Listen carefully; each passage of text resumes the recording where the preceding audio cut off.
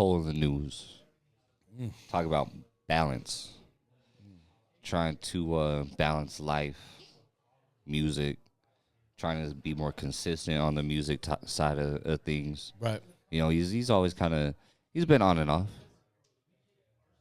But when Cole drops, everybody pays attention. Right. Right. But he wants to be on the more consistent where it's just a continuous ball rolling. But he's trying to find that balance, like I said. Mm-hmm. What you think? It's important, man. You got to have a balance, man. He's a young cat, man. He's got his whole career ahead of him. You know, he probably got the best years of his career ahead of him. So having a balance is important. You know, I think he's got kids too. It's hard, bro. You know, you know, it's your job, right? You a rapper, you an MC. So in order to put food on the table, you out here recording, touring, doing features. You know what I mean? So I think it's very, very important to have a balance. The fans getting on his ass or something like that, is that why it's news? Or is it just he hasn't said nothing since the beef or what? Well, he hasn't really said anything since the beef, but he got that whole like blog post thing that he's doing for his fans. He has like a, you know, every couple of weeks he throws out, you know, like a little snippet, throws out a paragraph for them to read, you know, kind of like just catching them up. Oh, he's connected with the fans. That's dope. That's dope. Yeah, man. Honestly, bro, I you know, I'm a big advocate for universal balance. You know, whether it's, you know, I know for us here at the pod, man, we focus on having a balance, a consistent balance with your diet and your hydration, right? Shouts to the Hydro Bar, right? We have a maniacal focus on making sure that people are educated on how to have a balance in their life, right? Because we got to juggle a lot of shit, man. You know, kids, spouses, you know, job, hobbies, right? You got to find a balance, right? Because at the end of the day, if you don't have that balance, then that's where inconsistencies come from. You know what I mean? Where you're inconsistent with one thing. You know what I'm saying? You lose focus on one thing. You could be lacking focus in another as a cause and effect, right? So, man, shout out to Cole, man. I want to hear the music, man. You know, hurry the fuck up. But it's cool. We'll take your time.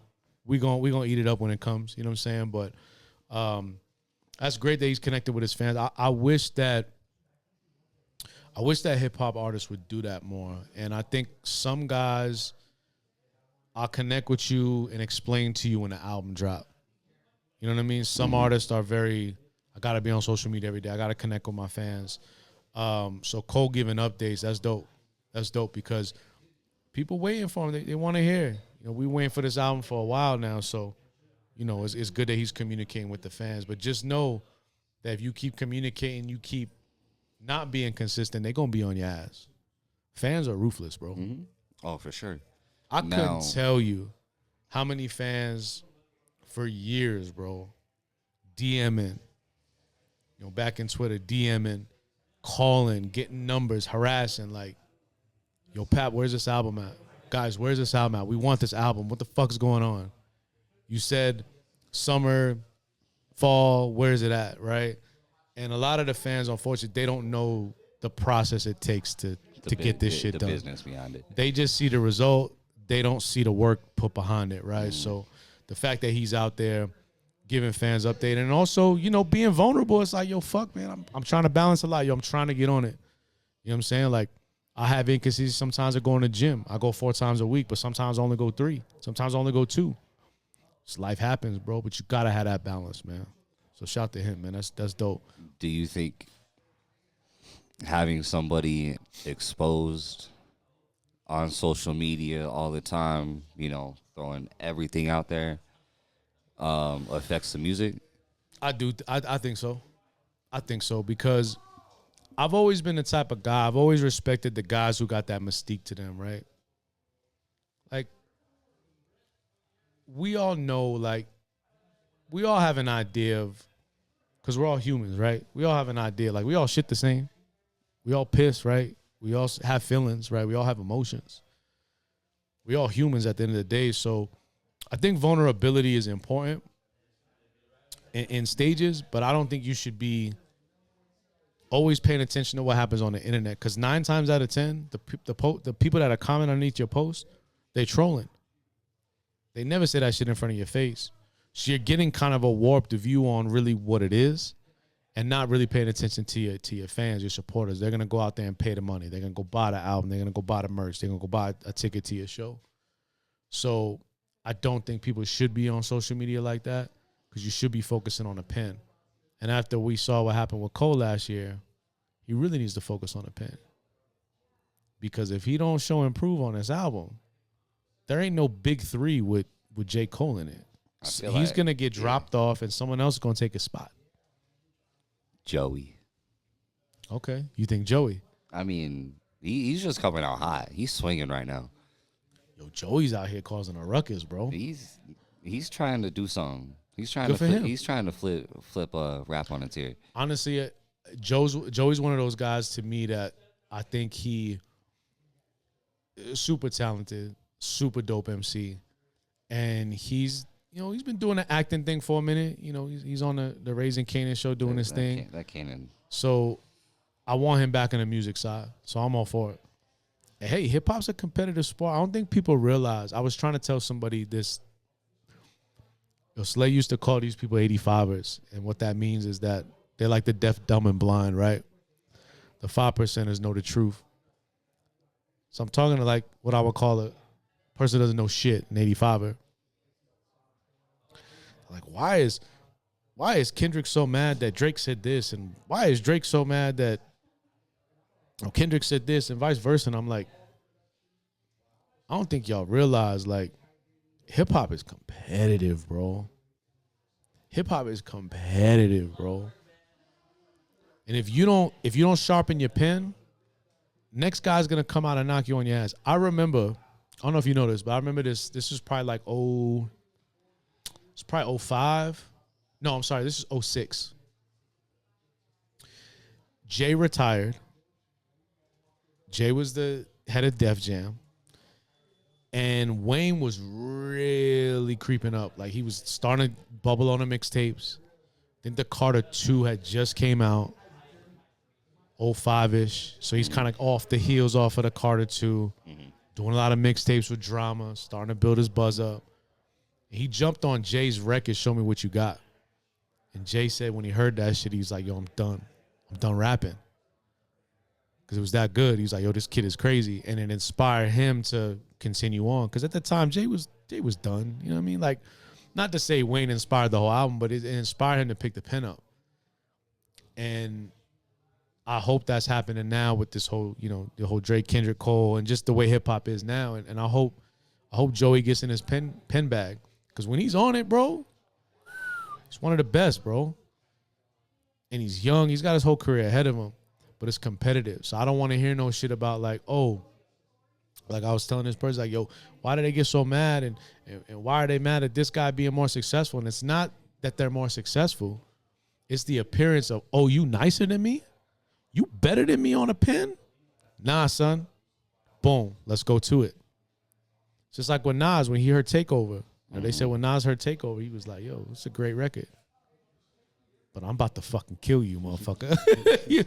Like, that's what hip hop is. So I think if we can get back into that competitive game, we don't need to take it to the streets. We ain't got to go do no stupid shit that we did 10, 15 years ago. Get out there, pick your pen up, spit, rhyme or die. It's as simple as that. But shout out to Cole, man. Just drop the album, baby. We waiting, man. I'm waiting, bro. I want to hear what you got to say, man. I really want to know how you feel about Kendrick saying, you know what I'm saying? And I want you to think about it. I want you to just drop a record and then you delete it. I don't want to hear that. I want to hear really how you feel. And how do you feel about Drake kind of coming at you as well? Like, there's a lot of things he could talk about. Mm-hmm. And plus, he's got a family, and I know one thing I respect about Cole, and I think a lot of people gave him a lot of slack this go around, that I don't think Cole knew how the beef was gonna happen with Drake and Kendrick. If it was competitive, just a friendly fade, I think Cole would have got in the mix. I don't think he knew it was gonna get messy.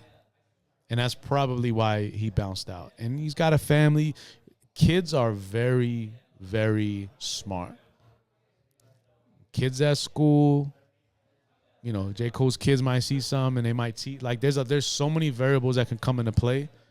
And I think that we have to be cognizant of that as we're moving and continuing to push the culture. We can't lose sight of the competition.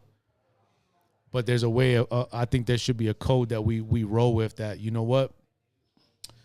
If it's going to get messy, it might not be worth it. Mm. But I'm going to tell you this. We're going to look at you different, not as a man.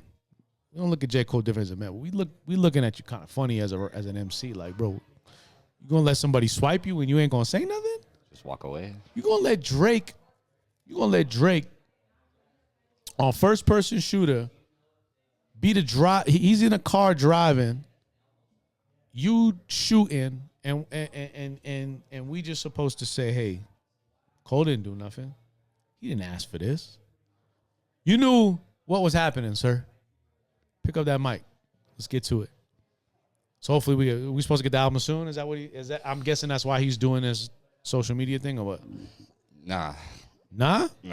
He says that it's not rollout mode. It's just literally communication. Getting back to it, yeah. Like, hey, dope. I need to. It's dope. Honestly, just let my fans know. I wish, there's a lot of things I wish. I don't regret nothing that we did, when we was dropping Pap's first album. But that's one thing I wish we would have done, I wish we would have did more live streams, communicating with the fans, because Joe Budden was doing that a lot during that time, and Joe really built the fan base up. Obviously, salute to Joe. I just seen he celebrating his 10th year of his podcast. And he started that shit. Like, he was one of the first rappers to really communicate with his fans like that. And right. I always thought that was dope, because your fans are your currency, right? Your fans are going to buy this shit. They're going to be the first realm supporters, right? So it's important that they keep updated. But I think there's a line, like, you don't need to be on there every day, you know what I'm saying, to where it affects the music or the writing process. But yeah, updating your fans, I think that's a good thing. So shout out to him, man. But I'm telling you, Cole, you see this or you listening or whatever, man, like, you got to go in, my guy. You got to go in. Super hard.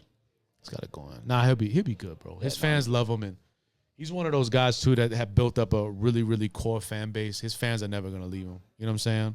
No matter what he does. Whether he's right or wrong, they're never going to leave him. But I think for the legacy piece, man, this has got to be the one. Take your time, bro. Take your time. It ain't no problem. Bro, I've been waiting 10, 15 years for Supreme Clientele, too. I'll wait. I ain't tripping. I know it's going to come out.